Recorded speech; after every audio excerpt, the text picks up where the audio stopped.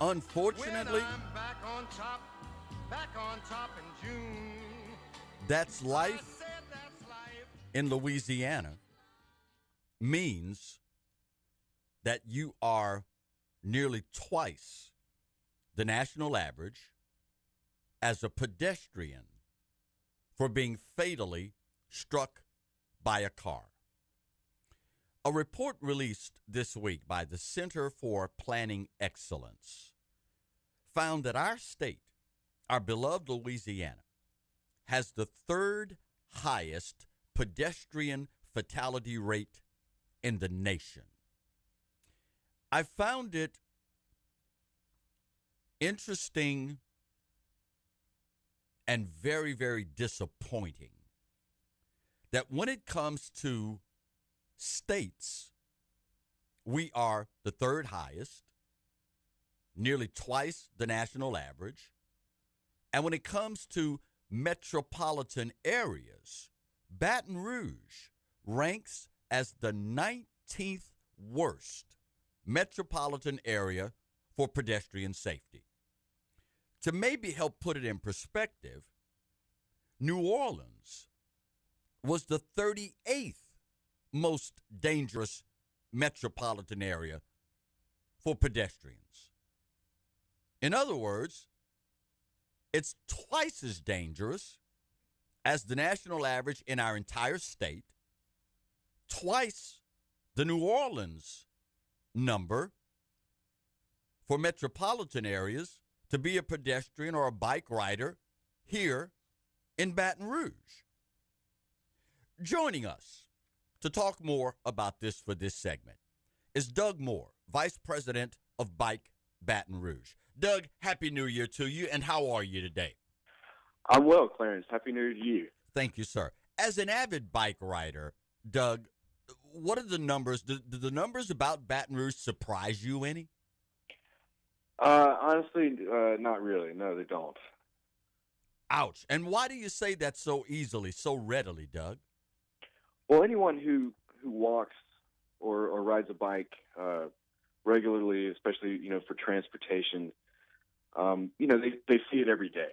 Mm-hmm. It's something that a lot of people might not see if they're in their car, right? But if you're actually out there, using active transportation, you can't help but see it.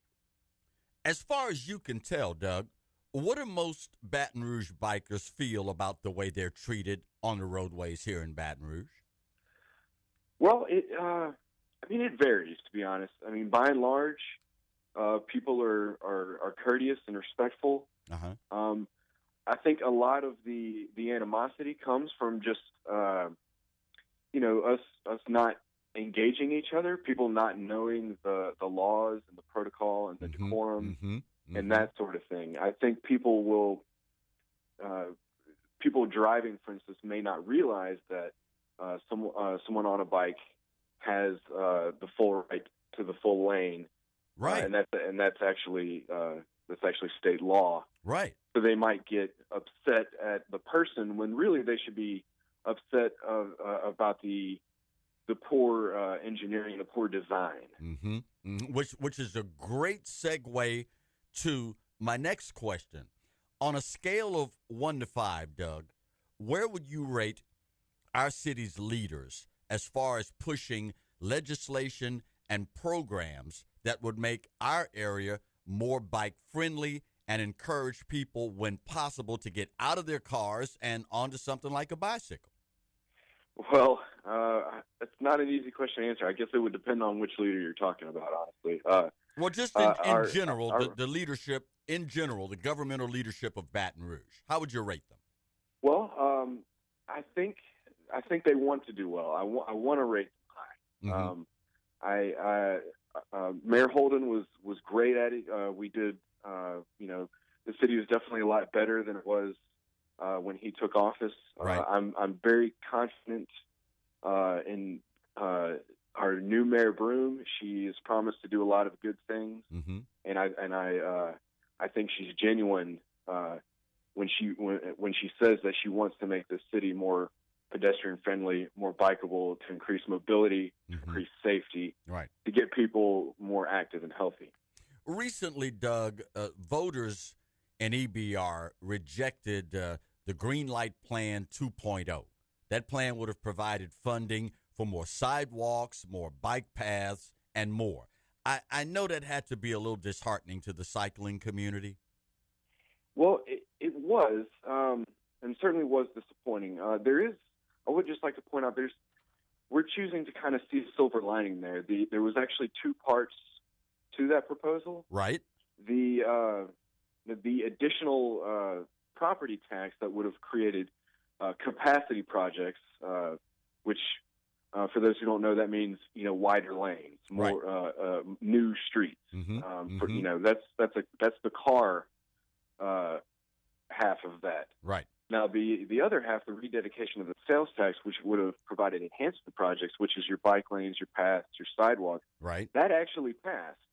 I don't think the people, the DOTD and the Metro Council did a good enough job of explaining to people that both had to pass in order for either to be implemented. Right. But the fact that that half of it that would have funded active transportation infrastructure did pass, I think, is proof that the people in the city really do want this.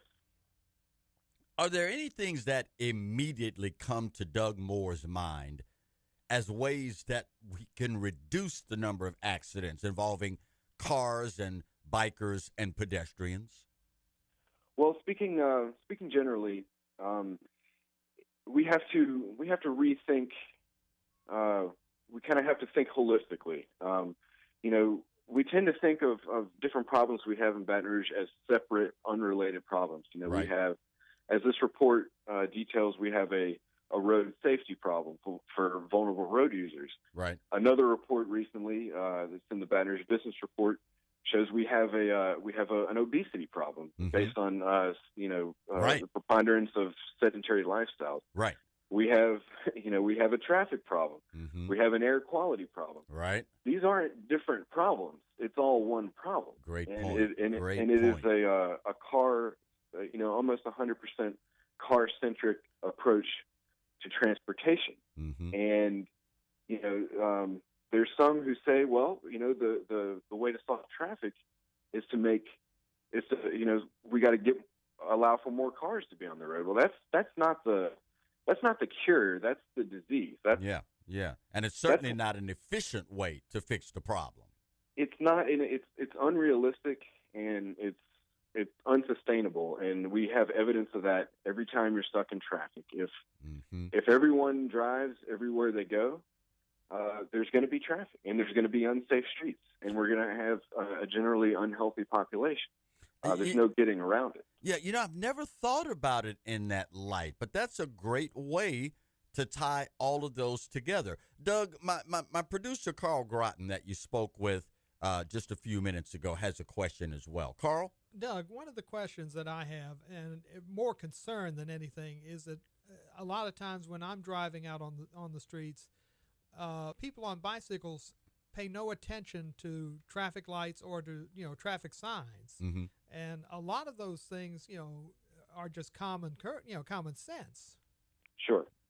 Well, to that point, I would say a couple things. One, they've done extensive studies because that is the common misconception, is that cyclists don't obey the law, that we break traffic laws at a higher rate than those in cars. But right. It's they've done study after study. It's simply not true. What is true is that people generally break traffic laws at about the same rate, whether you're on in any kind of mode of transportation. People jaywalk.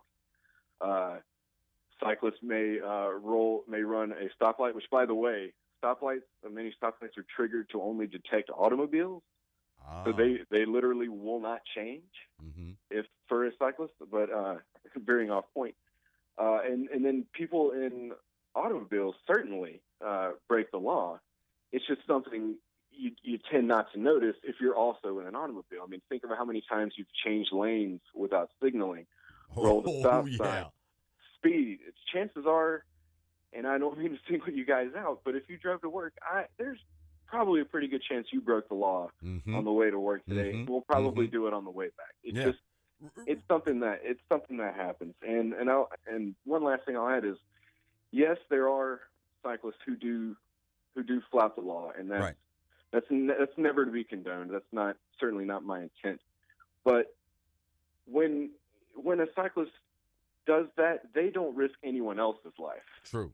They're not going to kill someone, whereas great point. Someone driving in their car texting who blows through a stoplight. Great point. They're behind a 4,000-pound piece of metal and glass going 40, 50 miles an hour through the heart of a city. That's a heck of a point. Doug, I've only got about 30 seconds left. How can people find out more about Bike Baton Rouge? Well, we just had a great overhaul done to our website. It's www.bikebr.org. All the necessary contact information is on there. We have a great vetted map of tested bike routes around the city. There's even a place where you can request a personalized route.